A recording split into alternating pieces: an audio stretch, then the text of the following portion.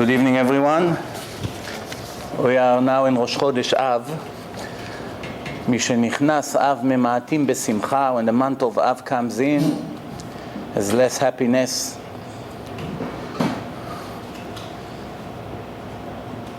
And just like every year, starting 17 of Tammuz, 17 Tammuz, more and more tragedies happening. Starting with everyday people drowning in the ocean in Israel, almost every day, 1, 2, 5.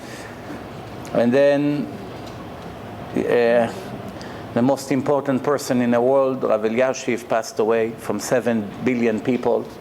The most it's a disaster not only for Am Yisrael, it's a disaster for the whole world, but mainly for us. And people think, I heard someone saying, what do you want? He was 102 years old. Everyone lives in the end. We shouldn't be so upset. But the people don't understand that even if a rabbi he could be 110 years old, and even Chas v'Shalom connected to machines and can talk, he cannot do anything. So technically you think, what is he doing for us anymore? He's disconnected from us anyway. Just his existence in the world prevent many, many tragedies. As if you saw, the day that he passed away, there was a terrorist attack. After relatively, there was a while that there was no suicide bomber against Jews. If you remember, there's quite of a few months that we didn't hear about committing suicide. And Hashem did it to us on the day of Rabbi Mizrachi passing away. Why is it? Everything we have to use our head. We can't take things for granted. We have to think what's going on. The answer is Rabbi Mizrachi is affecting about 2 million Jews in the world. All the Frum Jews, no matter what kind of Frum, Hasidish, Litvish, Sfaradi, Yemenite, modern Orthodox, even conservative, people who know the big holy man, it's affecting them. It bothers them. It's makes them upset. But most of the secular Jews, if you ask them, 80% of them don't even know who he is. They heard about him on the news once or twice, and certain things. Mostly they think negative, because for them, if you don't join the army, that's the most important thing for them. And if they read on the news that the religious people don't join the army as an order of their chief rabbi, so they look at him as Chas v'Shalom as an enemy, not as a big tzaddik that they live thanks to him. They don't see the picture clearly. So most of them don't know what it is. So if you tell them, the most important rabbi in the world passed away, 90% of them doesn't bother them. Those who are connected to tradition still will feel a little bit upset, but no one would sit and cry. So what does Hashem do? He takes 5, 6, 7 Jews, secular Jews in Bulgaria, blow them up, unfortunately. Everyone live and die according to their sins, either in this world and in his previous life. Nobody dies by coincidence, we all know it. And the timing could have been a day more, it could be a day less, but the timing comes on a day that everyone in Am Yisrael was upset. And also was heavy rain here and storm and trees are broken, that everyone would feel that heaven is crying. Yeah, it could be coincidence. You can say, well, it's nature, it's raining here anyway every 10, 20 days. Everything is fine. We prefer to look at things as a supervision of Hashem than coincidence. But that's not the topic today. Out of courtesy to Rabbi Mizrachi, I had to say a few words, but today we decided to talk about the subconscious, what we call in Hebrew tat muda.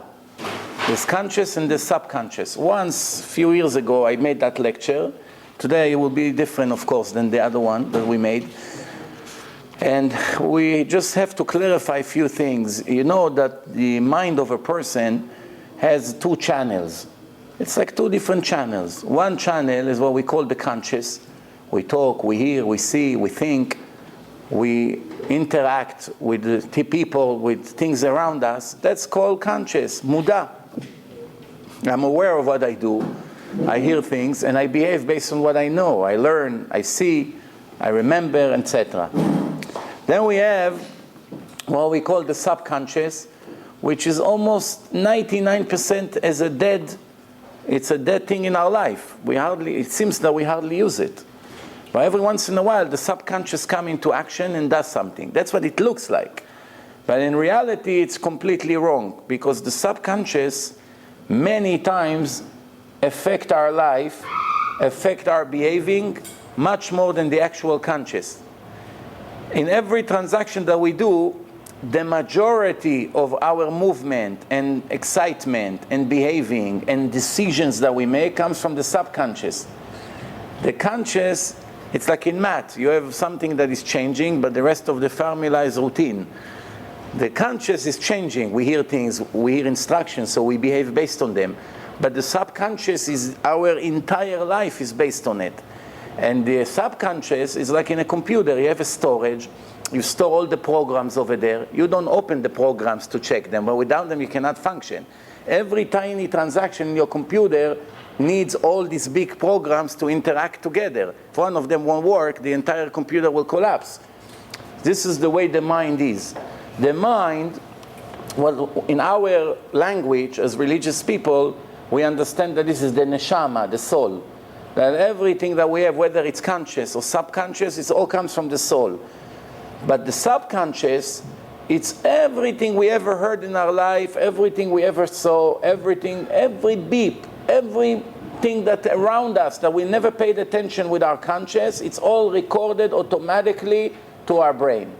Which means, not only in this life, if we hear 20, 30, 50 years, so you may think, okay, so from the moment I was born, everything around me, my brain is recording. But my brain can only record what my eye saw. If I'm standing here facing north, my brain cannot record what's behind me in the south. And that's where the mistake is. Everything around you, all the images, everything you hear, every beep you hear from 5 blocks away, every someone screams somewhere a block away, you're not paying attention to it. It's all recorded 100% with no limitation. And then you may say, okay, so that's very impressive that everything that ever happened around me all over my life is recorded, but things that from your previous life is also recorded, which means the soul was in a different body. So if the soul was 100 years ago in Iraq or in France, and you spoke in a different language, and every language you heard was French or Arabic, everything around you from your previous life is also recorded. And then from the life before, and the life before, until the first moment your soul actually came to the world, from the first generation until now. It could be thousands of years. Now, if you ask a person today, okay, can you tell me something from your life 100 years ago in Baghdad? So, Baghdad. Don't know one word in Arabic. I'm not connected to the Arabic mentality. You're talking to me about Baghdad. So how would we withdraw information from the soul about what happened 100 or 500 years ago? So there's a very interesting way to do it. It's actually scientifically proven. We can hypnotize people if you know how to do it. Parapsychologists, they know how to do it. You can make a person into a situation that is totally relaxed, and you withdraw information from his soul. It could be hundreds of years back in history. And you see the person is actually speaking with a different body. Remember, when he was here 100 years ago, it was a different body. He looked different. Now he has black hair, maybe he was blonde in those days. So now you're looking at him, he has a different body, but he speaks in a voice and with the accent and with the language of who he used to be 100 years ago. It's a very interesting combination here. So you're looking at a person now, you hear his voice, he described to you live what he's doing in Iraq 100 years ago, 1900, that's the year. He speaks now in the 21st century in New York. Today he drives a nice car, he has a nice watch, he has a beautiful phone, everything is beautiful. Now he's talking like a farmer in Baghdad with his donkey, an Arab Jew, going somewhere, is describing a life. And it can be proven. You have videos of people, you hypnotize them, they speak in languages don't understand. And that's fascinating because in medicine they use it to find trauma. People who have trauma, like they can't stop eating. Nobody understands why. They just finish eating. How it can be hungry again? So obviously it's a mental issue. Many people, when they get angry, they run right away to the fridge, to the refrigerator. Even they just finish a big dinner. But a bad rumor came on the phone, right away, his wife opened the phone, 5 packs of chocolate. Or I already know wives, they tell the husband, listen, you get me angry, you're going to pay the price. I'm gaining weight. Why? What's relaxed me is food. Some people, the opposite. Some people, they hear bad news, they can't touch the food. All day, nothing, not even drinking water. I'm not hungry, I'm not in a mood.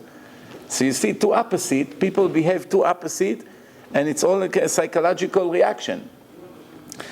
So today, they try to find traumas in the life of a person to know what caused the problem. So for instance, one time there was a woman who was hundreds of pounds, and she was constantly eating non-stop. And they started to hypnotize her. It took months. They go back in time, another day, and another, until they came to her previous life. They found out she died in a boat. She was in the middle of the ocean. They had many bags of flowers and rice. And what happened is that they hit some kind of ice in the middle of the ocean. There was a hole in the bottom of the boat, flood in the boat. All the food got wet. They didn't die from the water, but all the food got wet and there's no way to eat, and they were in the middle of the ocean. There was no radio like today. We're talking in a previous life. And they all died from starvation, and she was one of them. So since she died from starving, now in her life, she still has this psychological problem of thinking, I'm about to die. Now, obviously, it doesn't come from her conscious, because she has plenty of food, and she sees the food, and she understands that she has plenty of food. So we see that the subconscious is stronger than the conscious. It's affecting our life much, much more than actual conscious. So if a person has a contradiction between his conscious and subconscious, most likely always the subconscious will determine where he's going to go. I'll give you an example what I mean. There's one Israeli guy on television, supposedly he's like a magician, but he has tricks of the mind. So he said, now on prime time on television, this is what he says. He said, I'm going to commercials right now, but before we go to commercials, I'm going to show you now, I'm going to tell each one of you to pick up a number. Choose a number from 0 to 100. And everyone will choose a number. Right after the commercial, I come back and I tell you what number you picked. There's a million people watching him. What's the odds that everyone will choose the same number? What kind of a joke it is? How are you going to say one number and everyone would say, yeah, I picked up that number? And he said, I'm fully confident I'll be able to tell you, okay, everyone sit nervous, one commercial, another one, move on already. He finally comes back and he said, all of you chose the number 23. Now I saw someone send me this email and I chose number 23. I said, how can it be? I was shocked. I said to myself, wow, how did he know? And probably, if he was so confident, then probably millions of people chose number 23. So he said to us, now you're probably wondering, how can it be? So let me show you the trick. So now they do slow motion. When I spoke to you before the commercial and I say each one of you should pick a number, the second that you started, a second after I said to pick up a number, all of you started to think about a number. One of the people, he was standing on the street and thousands of people behind him walking, like Tel Aviv somewhere, and he's standing with a microphone in front of a camera, and people behind him walk, but no one looks at the people, everyone stares at him. And the second that he said to pick a number, a person walked by behind him with a t-shirt of the basketball player Michael Jordan, number 23. That second, he walked quickly, it was less than 1/10 of a second. He was walking. The subconscious recorded it. It was a collision between the conscious and the subconscious. Subconscious always win. Everybody in Israel picked up number 23. It's amazing. So what do we see from here?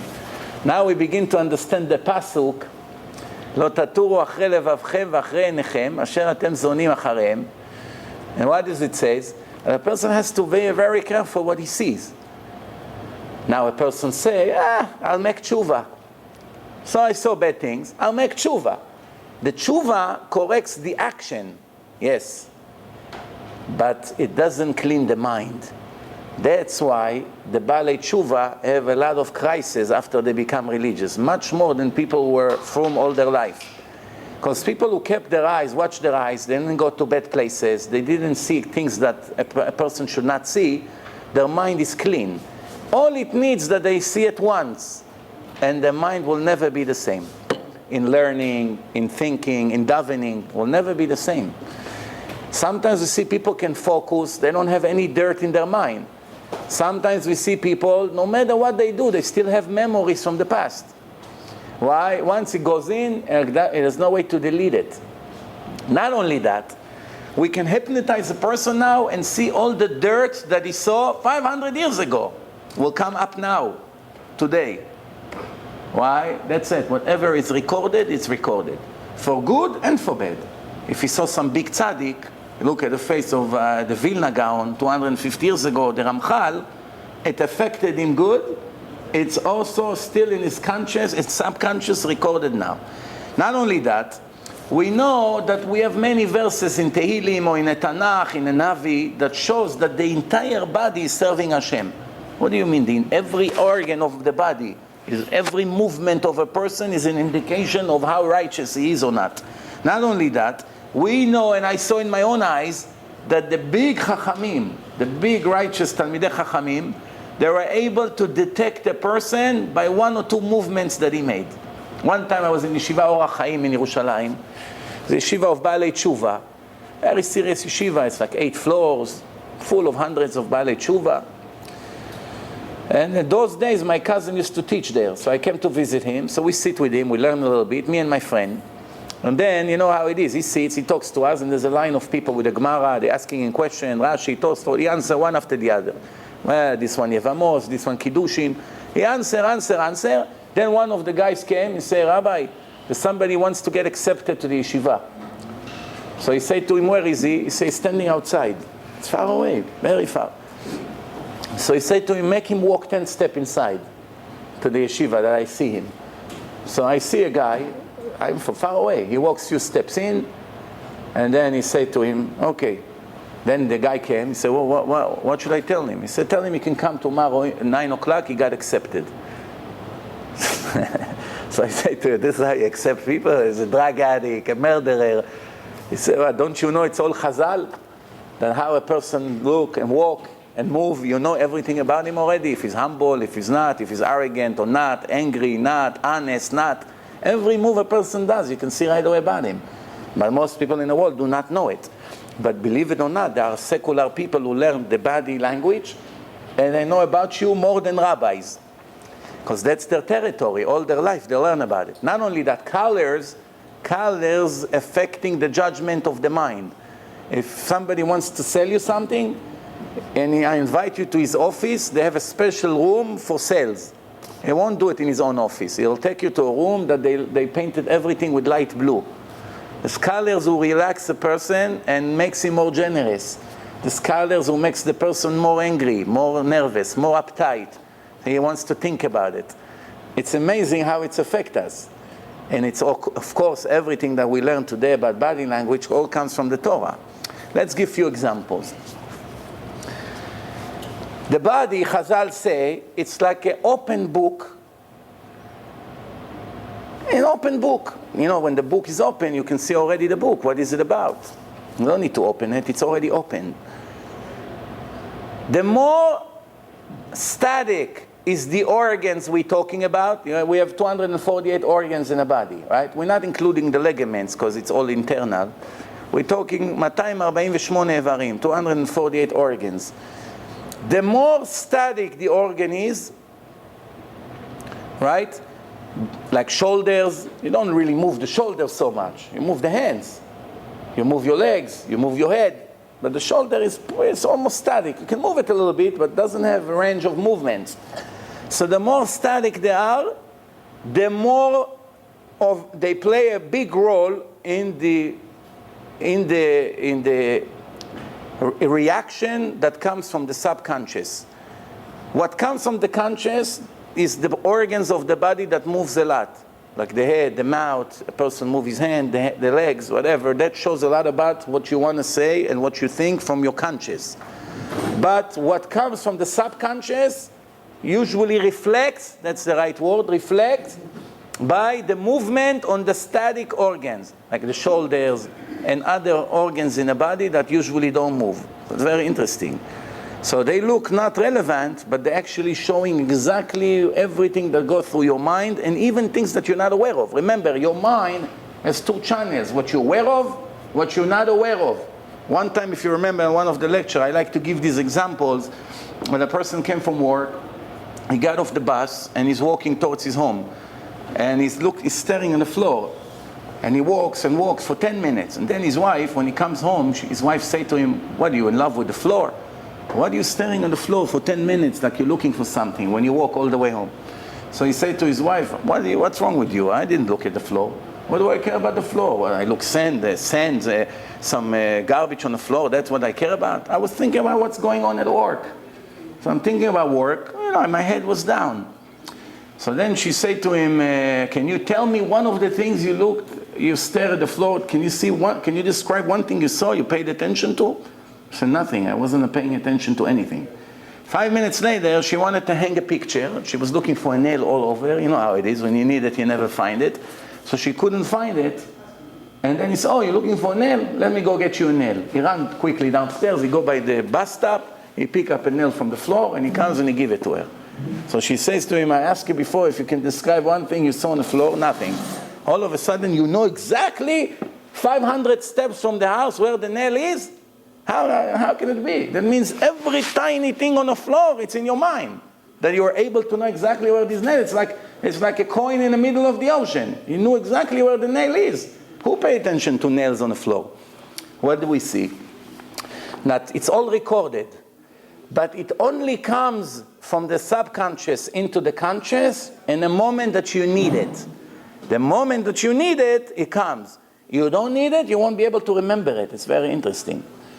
If someone would tell you, "Can you tell me who you met a week ago in a convention?" You don't remember.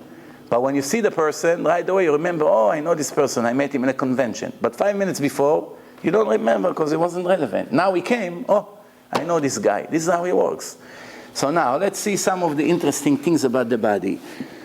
This is what it says. It says like this. The body language, it's a reflection of the internal personality of the person. Also, is speech. The way a person speaks, it actually reflects what's inside. But the external actions that a person has, if a person would change them, it would also change his inside. Which means, if a person usually has a certain movement with his hands that shows that he's an arrogant person. For instance, he walks like this. The hands are spread far from the body. They move like this. Even though it's not comfortable to walk like this, but there are people who walk like this in the street, it shows that they want to be, like they say in America, want to be cool. He wants to feel everyone will give him attention. I am the balabait here. That's in his mind, but he doesn't realize. It's not that he thinks, "Oh, how do I get attention? Let me walk like this." No. Because he's arrogant and proud, that's the way it automatically goes. Now, if someone comes to him and says, "Why are you walking like a bully like this? You think you own the world?" And they tell him, "You have to change the way you look. It doesn't look good, especially if you're Ben Torah, you're Baal Tshuva." So what happened? Now he's in his mind, he's thinking, "Oh, my father told me not to go like this. My Rebbe, don't walk like this." So automatically, he already starting to pay attention to his actions. So he's starting to walk like a Rebbe now, you know? Then 1, 2, 3 months, all of a sudden you see his personality changing. This is what the Torah says, "Acharei ha'pe'ulot nimshachim ha'levavot." It's a bomb what I threw here, if you really understand what I just said, which means the external behaving can affect the entire personality in the inside of a person. "Acharei ha'pe'ulot nimshachim ha'levavot." So now if a person forces himself to behave in a certain way, it's going to affect his inside. Also the way you dress. If a person wears shorts, sleeveless shirts, walks in a certain way, certain yarmulke, all kinds of things, then his behaving is in a certain way. Now once you come and tell him, "We want you to dress like a Rebbe." "No, it's hard, this." "No, you have no choice. You have to dress like this." 2, 3 months later, you see it's a different person. The uniform changed the person, not only in a religious world, in the army. Why do you think they made uniform? They want every soldier to have certain skills. The only way to achieve it is to make uniform. Also in secular schools. When I was a kid, everyone had to wear light blue shirt. No one was allowed to come with any clothes he wants. Everyone has to have the same shirt. You came with a different shirt, it wasn't exactly like they want, they send you back home. Go and change your shirt and come back. No excuses. You don't have, go buy. You cannot come to school. Why? People behave 1,000,000 times better than today. As soon as they cancel that, freedom, everyone looks for freedom. As soon as they cancel that, 99% of the students, drugs, alcohol, parties, nobody learns, the math skill went down. Why? It's affecting the inside of the person. You want freedom? Freedom means rebellions. I want to rebel against everything. Once everyone dressed like a prisoner, over here you have rules, my friend. You're just another screw in a system. Everyone comes with his outfit. I'm a man de Amar here. I'm another Rebbe here. I'm another teacher. And this is affecting the subconscious of a person and the way he behaves. His confidence, things he allowed himself to say, and so on. Okay. Let's see some more examples. When a baby is born, we see something very interesting about him. His whole body is shrinked. His body is shrinked, his legs is up, his knees are close to the face, his hands and shoulders are close, his head is between his hands, between his arms. Everything is shrinked. You see him the way he's in crib, that's how it is. He cannot really stretch. He has to be folded like this. Why? Why is it?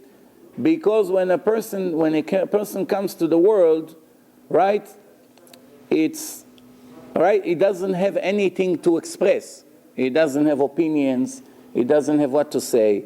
He doesn't have a matter of confidence. None of the things that when you spread your arms and your body, it's showing who you are. But so far, you have nothing to express. That's why you very shrink. And also you are closed from any connection to society. That's why you're like this. Once you're starting to get your mind developed and you begin to understand what's happening in the world, slowly his closed hands are opening up. And his entire everything, all the arms and the legs stretch and so until he stands and is able to walk and he becomes a regular adult. This is very interesting. Now, when a more person is stretched and open, that means I have more expressions to make expressions. Not only that, now he's communicating with his environment, what he couldn't do when he was a baby. Inside the brain of a person, there's two sides. There is the right side and there is the left side. What is the right side? The right side of the brain, the brain is like cut in the middle. If you saw how a brain looks, it's like a cut in the middle. So the right side of the brain, it's responsible for the spirituality. Koach HaMufshat it's called. What's the right word in English? Koach HaMufshat, the expendable power, if it makes sense to you. And the left side, the left side, it's the power, the actual power, the reality power, connection to reality, to materialism, to everything that we have to do in this world. So the right side, it's more into the spirituality, and the left side is more to the physical life. When a person is speaking, and he's very calm in his voice, and his voice is low, is not excited with his voice, is stable, but his hands are moving, he's shaking, moving, or his legs, when he sits on the couch, you see his legs is constantly moving, or his hands, but he talks very calm. How can it be? It's a contradiction. Contradiction between the speech to the movement of the body. What does it teach us? It teaches us that this person has no completion with himself. Inside of him, he is not complete with his decision, with his behaving, and he's hiding a serious problems that he has. And it's all an act. The way he speaks is trying to cover from very serious problem that he has in his heart, in his head. And sometimes it's also a reflection of dishonesty.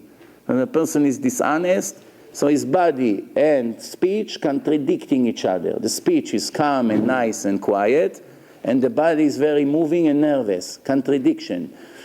Then when a person is constantly moving his sweat like me, like this.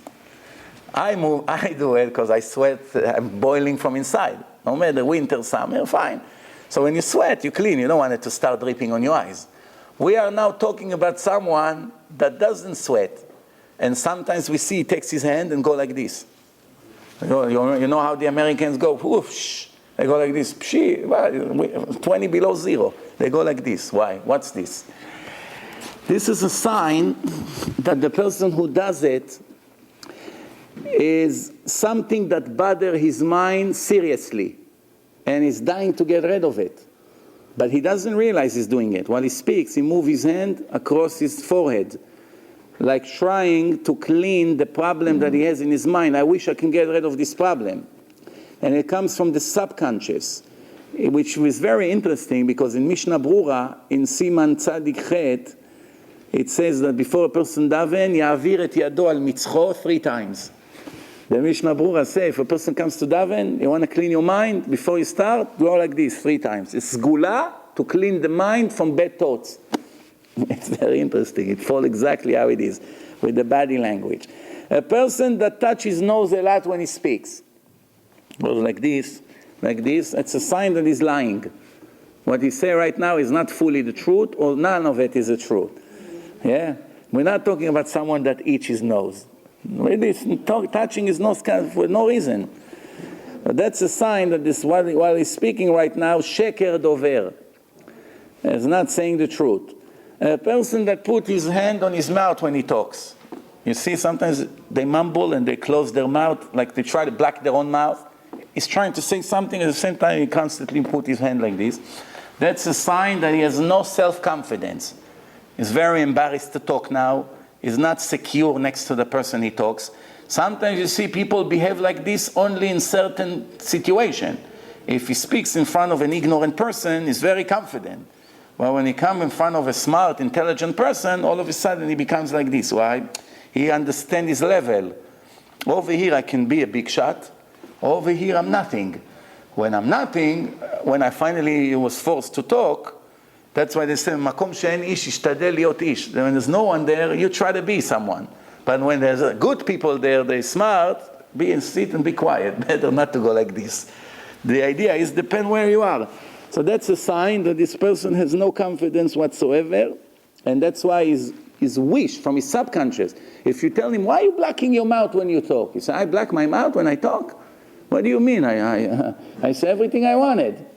But he doesn't realize it comes from his subconscious, because right now he's suffering while he's talking, that he has to talk. He would prefer not to say anything, but he's in this situation. Then, a person that spread his leg, open in wide spreading like this, when he talks, it symbolizes that I'm stable, and I will stick to my opinion, and you cannot move me an inch, to the right or to the left. Don't waste your time. I will be stubborn as much as it's possible, and I'm not willing to change. Spreading the leg, which means I'm standing stable and solid, and I'm not shaky. So the more you spread your leg, the more stable you are. So that he doesn't realize. I had a commander like this in the army, a Yemenite guy. When we used to come and say, Rafi, give us a break, you killed us today. So he used to go like this. Open like this. No! Finish. There's nothing he can do. 2 problems. One Yemenite, one spreading his legs. There's no chance whatsoever to change his opinion. So, if you ask him today, do you remember how you used to spread your legs and put your hands on your shoulders, on your hips? He said, I used to spread my legs. What are you talking about? Yes. Why? No, you're not going to move me an inch. There's nothing to talk about. Someone, the head is called, Chazal say, Rosh La'evarim. It's the head of all the other organs, the most important. So, we have a halacha that in the old days, when a person used to die anywhere he was, he buys his territory. The body fell on the street, that's where you have to bury him. Put a sign, you bury him there. Met konet mekomo. Today we have cemeteries, everything is organized. But in the old days, he dies somewhere in the desert, you make a hole, you bury him, you put a sign over there, finished. Now the question is, what happened if someone chopped his head off? In the old days, they used to chop people's head. They had swords, very sharp swords, like this. Before you realize, the head became basketball. It's rolling somewhere. So the body is here, the head is 10 steps away. Now you're thinking, where should I bury him? We have a rule in the Torah, we always follow the majority.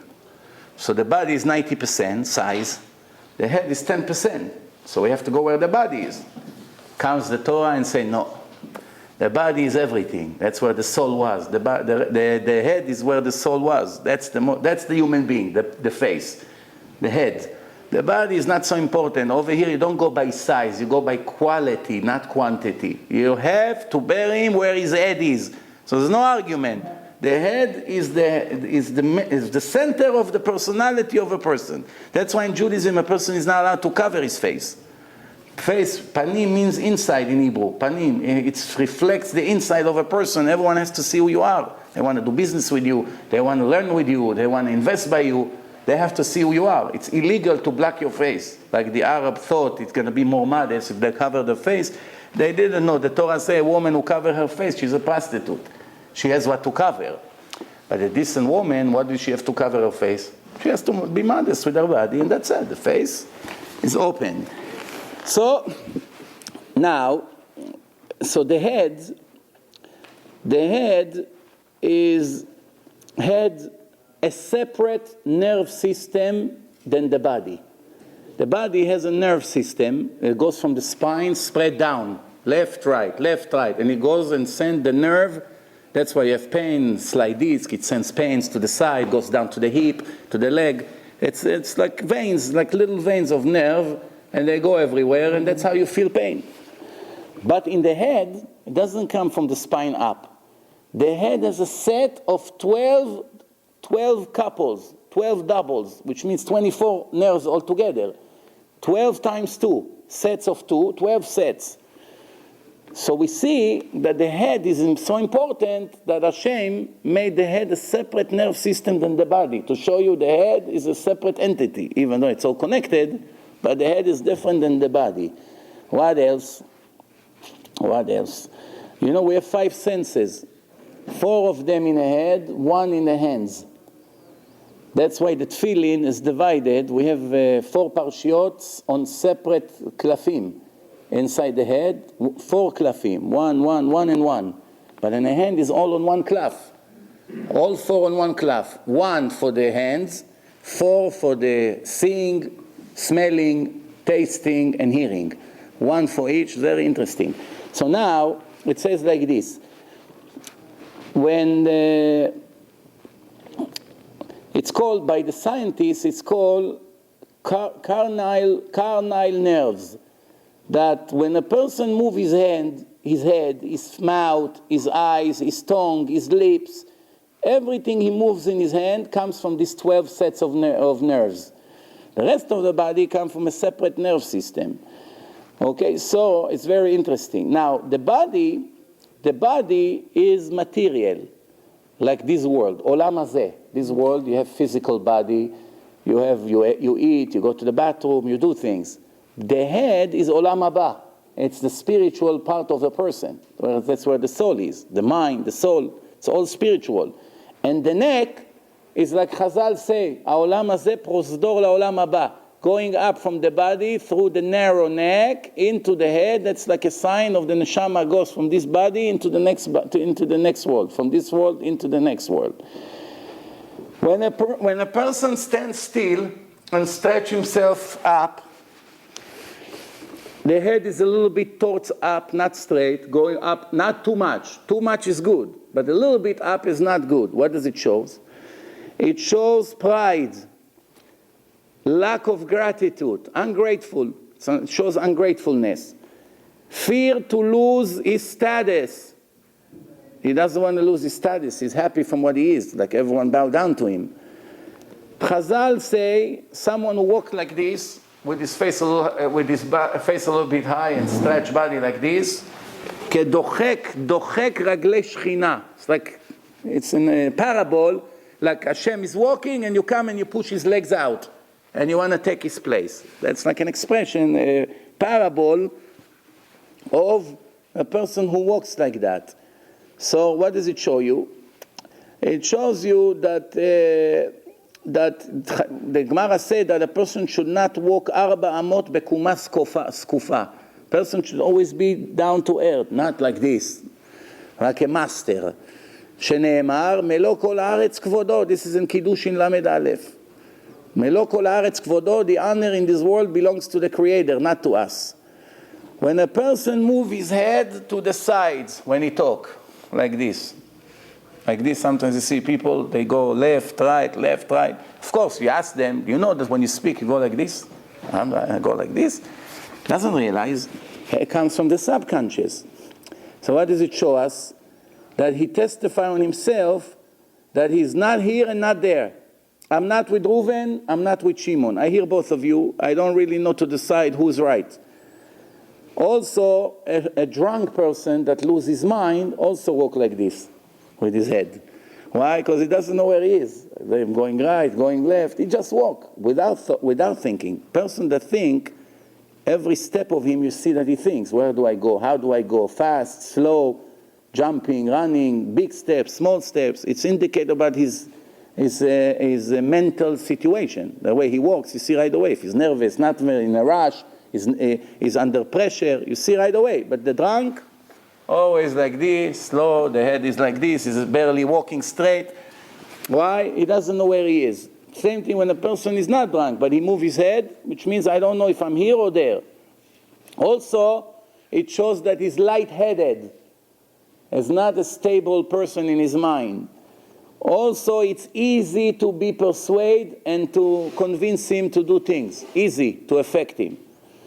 And usually, whenever there's an argument, he will always agree 50% with one side and 50% with the other side. He will never be determined, for sure. Someone like this cannot be a good rabbi.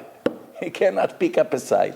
This is allowed, this is not, he's right, he's wrong, he can't say. Always want to be from the United Nations. You know, let me be good with everyone. Then, what else we have? Someone that his head is down with the neck forward, like this. When he talks, he goes like this. What does it show us? It shows about certainty. He's certain. It shows that he's very ready. He's alarmed. It shows that he's listening to every detail. He's a person that is very practical. Right away move into action. He's caring. He cares about what's happening. It's not cold and indifferent. He's participating with the public in a problem. He's gentle. He's sensitive. But that's the problem here. Also at the same time, it can symbolize some opposite. For instance, it can show that he's a person that sticks his nose to other people's business. He's very curious. He is reacting even when he has to sit and be quiet. He is suspicious. He is oversensitive. He is ready to react right away and do the wrong thing when it's not supposed to. He is aggressive, is stubborn, and it's much worse when the hands is on the hips. So if he's going like this, that's one problem. But if he goes like this, then you're finished. You know, you have a serious problem. This is it. And if you see, I know when people see it, if they don't know body language, they don't recognize what they see. If a person is bored from the lecturer's speech, how the speaker knows if the people like him or not? We're not talking someone who worked 10 hours physical job, so they come to the lecture, they fall asleep. You know, the speaker came, so you see an audience. So you see one person in the middle is sleeping. So he said to the one next to him, wake him up. He said, no. So wake him up. He said, no, you put him to sleep, you wake him up. You know? So no, we're not talking about someone like that. We're talking now people who sit.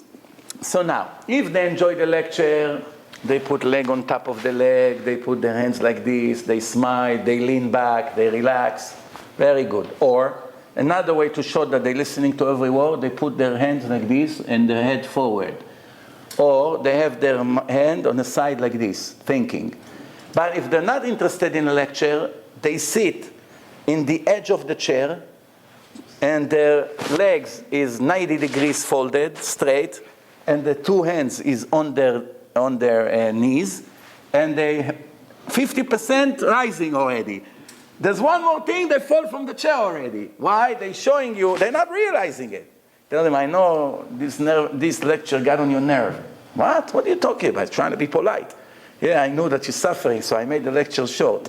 How did you know?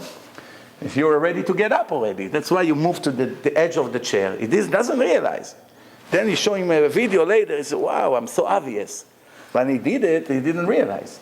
Now let me give you another example. If two people speak, Reuven and Shimon is speaking, and then third individual is coming towards them. How do you know if they like him or not? Let's say you're a fourth individual who's watching this scenario. How do you know if they like him or not? If they sit face to face and he comes from that side, if they don't like him or they're not interested that he will join their conversation, their right shoulder facing him will close up without realizing. They talk, you see how they make a little move, but then of course they're not paying attention. It's the subconscious who makes this reaction. So they go like this. Someone who knows to read body language, you see it, he knows, oh, these two don't like him, or they're speaking about a secret. One way or the other. If they like him, as soon as he walks towards them, the opposite, they open up. And you're welcome. But believe me, they're very deep into their conversation. Later you tell them, I can tell you if you like him or not. When Shimon came, you didn't like him. But then when this guy, David came, you liked him very much. How do you know? You read our minds? No, I read your body.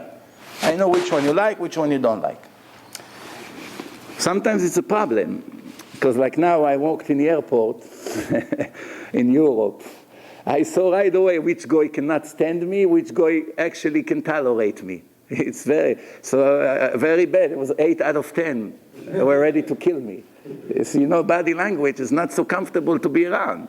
When you don't know it, you're ignorant. You walk, you see Ahmed, Muhammad, Chris, Christine. You don't feel intimidated. But when you see their body language, starting from the teller working for the airline and the person who put your suitcase, everyone around you, you see how they move, how they look at you, how they move their face. You know right away what they're thinking. That's sometimes nice, sometimes bad, depending where you go. Now, another thing is, if the head is always tilted to the side, doesn't matter left or right, but always had like a move like this to the side when the person talks or he listens, what does it teach us? That is listening very carefully. He cares about what you say. He receives what you say. He agrees, he accepts it. He's giving respect to others that talks to him. He's sensitive, right? But it could also be that he is embarrassed, has problem with his self-confidence. He is a person who followed people but not leading. He's not a leader, he's a follower. He has cracks in his faith.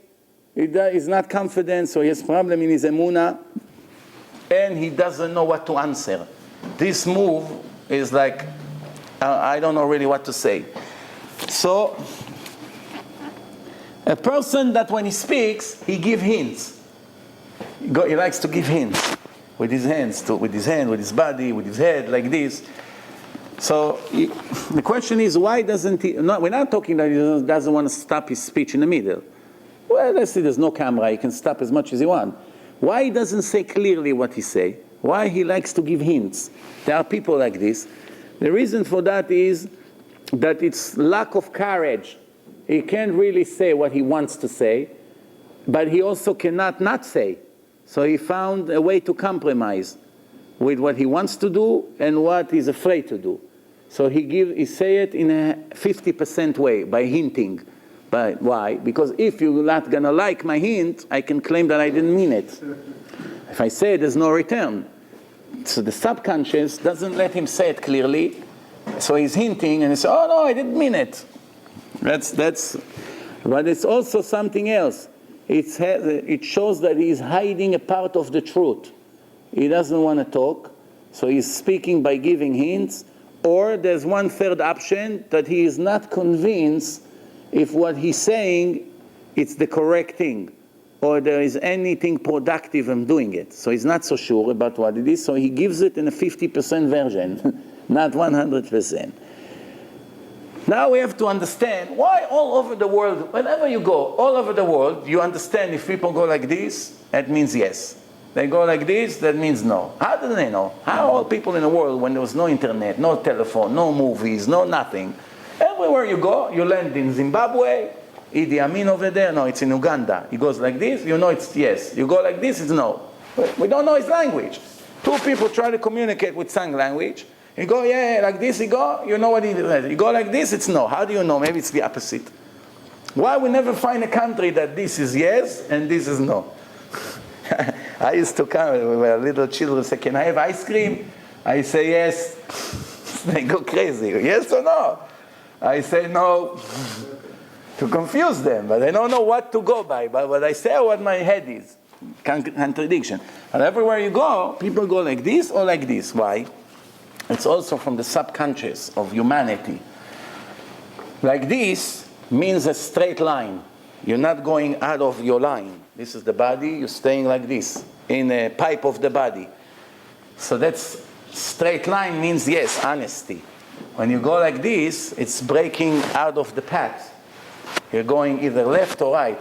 Going to the side means breaking it, not straight anymore. That means no. Yes and no, honest or not honest. This is interesting, how the mind of a person always reacts like this. Then, when a person, a human being, once he becomes an adult, he can lock his body in a very straight, stretch situation. From head to toe, complete straight line. Not like this, not shrink, not complete, like the soldier has to stand. But the monkey can never stand straight. The monkey DNA is 99 point something like the human being. Same face, same everything. Some people look more like monkeys, some less, but overall, it's more or less the same. But your monkey is always shrink, always bend down. His hands are always not, you never see a monkey that go like this. They're always a little bit like this, and the legs is like this, and the back, everything, they're always like this. You ever see a monkey that can stand like this? You never find. Why? Why is it? The answer is, what's the difference between a person and a monkey? The Torah say, Mutar ha'adam min ha'be'ema ayin. Person don't have any advantage on the animals physically. They're all greater than us in every physical aspect, except the divine, pure soul. Milvad ha'neshama ha'teorah. The monkey doesn't have a divine soul. A human being has a divine soul. The body is material, is always tilting towards where it came from. Adam, Adama. Adama, it's the land, the ground. The body came from the ground, so the body wants to go to the ground. The law of gravity pulling the body down. But the soul wants to go up to where it came from, to heaven. So the soul always go higher. Not only that, if a person now is 180 pounds, once he died, he became 185 pounds. Did you know it? 184, 182. Why? Because up to now, there's the laws of gravity that determine your weight. If the law of gravity will be 1.2%, instead of x times 2, double x. So now it will become much heavier. You stand on a scale. If you're 180, you become 360. The law of gravity. That determines the weight, the size. There's few things here. When the gravity pulls the body always down, the soul always push up.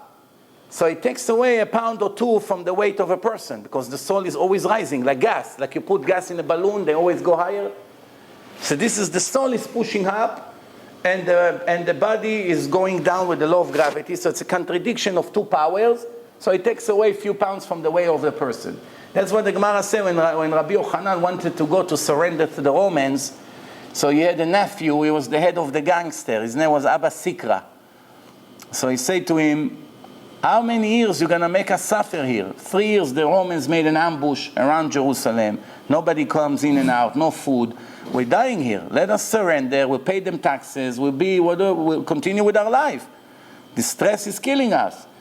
So he was the head of the mafia. So he told him, pretend you're dead. Put like a dead rat in your bed. People would smell, then they think you die. And make sure that only your Talmidim, your student, will carry your bed, because they used to bury the bodies out of Jerusalem. The Romans allowed the funerals to go out. So make sure 4 of your students are picking you up. Why? If it would be somebody else, they would know you're not dead. You're too light. Make sure that it's your student that will not tell on us. We can rely on them. Why? But they'll know that you're alive, but they're not going to say a word. But if you bring strangers, they say, hey, wait a minute, it's not that. It means in their days, people could tell the difference if you're alive or not, by if the soul is in the body or not. It's very interesting. So the monkey doesn't have, so he's always shrinking down, like the gravity pulling him down. But the person stands straight, he can go because he's going towards heaven. That's where the soul came from. Then one more thing is like this. The hands is the best tool of the body to express our subconscious. With the hands, you can show every scenario, whatever mood you are, whatever you think, everything can come through the hand. When the way you move them, the way you signal with the hands. The hands are close to the heart. They come right next to the heart. They come in the level of the heart. By the way, you should know, the higher the organ of the body, the more important it is. You go from the leg, higher and higher, you come to the heart, the liver, and then until you get to the head. So, it says like this. That's why also it says that we have the liver, kaved, right? Then we have the lev, right? And then we have the mind. So, if a person goes with the right order like this, that means everything is fine. So the brain is above the heart and above the liver. That's the right way. But if it's the other way, I become kelev, a dog, mixing the orders. That's it. You cannot have anymore the right judgment. So just before we finished, it says like this. The hands are very close to the heart and to the head. And they express the best way what goes in our subconscious. That's why almost every important thing in our life goes through the hands. For instance, friendship. When you shake someone's hand. All over the world, when people want to make friendship or agreement or partnership or marriage or anything like this, where does it go? Shaking hands. Why? Why I have to give you my hand? What for? I will talk. It's enough. Okay, let's be partners. Why go with handshake? And people feel committed when they shook someone's head. If they only promise with their mouth, most people care what they say. If it comes with handshake, even in the Torah, it obligates you a lot more. It's tkiyat kaf, it's like swearing. Why is it? The hand has 14 parts. Yad, Yud, Dalet, 14. Each finger is 3. 1, 2, 3, 1, 2, 3, 1, 2, 3, 1, 2, 3. This one, 2. Right? So it's 14. 2 hands together, you're stronger. 14 and 14, it's koach. 28. Yud, it's 14. Yud, together, now it's power, strength. One hand can pick up 5 pounds. This hand can pick up 5 pounds. 2 hands together can pick up 50 pounds, not 10. You understand? Give you another example. Take 2 straws. You break them in a minute. Take first straw, 4, 8, that. Then you take a bunch of straws. Even anything you try with a hammer, you won't bend them down. They're together now. So now, when you shake someone's hand, you and him, 14 and 14, it becomes a partnership, power. One partner can do X amount in a business. 2 can do a lot more than 2 times. But it's also yadid. Yad and yad, yudaled, yadid, yadidut. Yadid, it's friendship. You see, that's only in the holy language. So everybody understands once we shake hands. That's why, like when you have a goy that is worshipping an idol, not a goy tzaddik. Goy tzaddik is no problem. But if he's a goy who bow down to his idols and he comes to shake your hand, it's better not to shake his hand. You don't want to offend him. What are you going to do? Someone reach his arm to you. What are you going to tell him? If it's a woman, you can say, well, I'm not shaking women's hand from religion reason. So they understand that.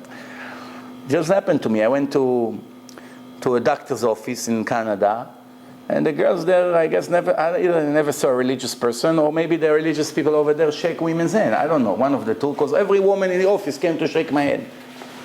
So 3 in a row. 3 in a row, I'm very sorry, you know. But they didn't get offended. They started to laugh. They didn't know how to get out of the situation. It was a little bit embarrassing. So I said to the doctor, which is one of my students, I said to him, well, you didn't teach your girls yet that you don't reach your arm to someone with a yarmulke? You have to know. So, you know, whatever. But let me explain to you how it is now here. So when you shake hands, it creates partnership, it creates friendship. Then when a person uses his hand, he claps. If he claps like this, he's a little excited. If he claps like this, he's much more excited, just like the heart. It's like the mirror of the heart. The heart, you have the pulse 52. Normal, not nervous. Once you either fear, or you're excited, or you're happy, your pulse go very, very, very fast. Also when you drink alcohol, everyone become happy all of a sudden, and the pulse go from 50 to 90 in a minute. And the hands go like this. The hand shows what you feel, everything. Then the prophet Nahum, the Navi Nahum, what did he say? Nahum Gimel, chapter 3, verse 19. This is what he says. Kol shomei shim'acha tik'u kaf alecha, tak'u kaf alecha. All the ones who heard what you said will clap their hand for you. Why? The hand shows our mood. Good, bad, we laugh, we're happy, we're not happy. That's why in the audience you always clap. People clap when someone's sick, or when the plane is landing, people begin to clap. Why? They're so happy, wow, we're not dead. So that's the excitement expressed out. So this is the hands. Also, Chazal say one hand is pushing forward, one is pushing out. And the hand can hit, can be nice, can write, can make things tighter, and many, many things, move things around. So the hand is very significant. So the hand, through the hands, you see a lot what goes through the subconscious. So let's conclude with the conclusion of what we say. It's very recommended in a way to know body language, because you know a lot what's going on. So if you're a speaker, if you're a salesman, if you're a doctor, you interact with people, it will help you a lot more, and you know when they think positive on you, negative, and you know how to improve yourself. If you speak and you see people are bored from their language, they're not going to tell you they're bored, but you see from the way they react, so you change the subject. Some speakers, they have lots of knowledge, but they're not connected to their audience. It's like they see a white wall. They don't, everyone is sleeping, they still talk, and like nothing has happened. You know? Why? They're not connected. That's why there's something can be the smartest speaker, writes book. All the speaker learns from him, and every beginner brings more audience than him. And I know a case like this. He is the source of everything the speaker speak. When he comes to speak, 5 people come. Why is it? Because he doesn't connect with his audience, and they are bored. The other speaker passes the same information. He does it with better charisma, better connection. He knows what to say when. He knows how to change. He doesn't stick too long in one thing. That's because he connects to his audience. So people who connect to their audience, they're very much more successful. Also salespeople. Salespeople that people like them, it's helped more than the actual sale. You can come and sell a product, nobody cares about this product. They like you, they buy the product. And that's why people with charisma, they're the best salesmen. You can sell ice to the Eskimos if you know how to communicate. And manners and the way you move and things that you say affecting the mind of a person, and it's affecting the subconscious also to affect his decision. So this is a whole Torah by itself. So much to know. Also very important, for instance, when you come and you want to teach your kids, so you start with a joke. Everyone laugh for a minute, and then the shiur, the 1 hour learning, will be much better than if you start right away to go to the point. Why is it? Because it relaxes all the nerves of a person. Some kind of chemical in the brain, it releases, and it's affecting the entire body. A person is more focused, is more interested, is willing to cooperate. But if he comes from stress into the shiur, right away it's affecting his learning abilities. So this is the Gemara said that Milta de Bdichuta, one of the Amoraim, he always started his shiur with a joke first, and then after that they go into the serious learning. So we spoke a little bit. Of course, there's a lot more to say. I don't want to keep you here. It's Shabbos almost. But just that people, you now or later when they watch this lecture, they get the point. The point is that remember, there's the soul, and the soul is divided to two different categories. The conscious and the subconscious. And all the subconscious is include your entire life. And when we come up to the trial in front of Hashem, after all the reincarnations, they are all combined into one long movie. Right now we only interact with what we know in our conscious. We don't know what our subconscious has, what's recorded there, what's not. It's affecting every moment of our life, but we are not aware of why we did this and why we cry here and why we laugh over there. That's why some people hear a joke, two people are hysterically laughing, and other people wants to cry. How bad is the joke? How is it possible? It's making him laugh so much, and him is almost crying from how boring he is. Sometimes the other way around. Sometimes a person crying, sometimes a person laughing for the same thing. So that's all a continuation from things that are built and recorded in the subconscious. It's affecting our decision, our behaving. We're not always aware where it comes from, but the more we learn about it, the easier our life will be. Thank you very much. Shabbat Shalom.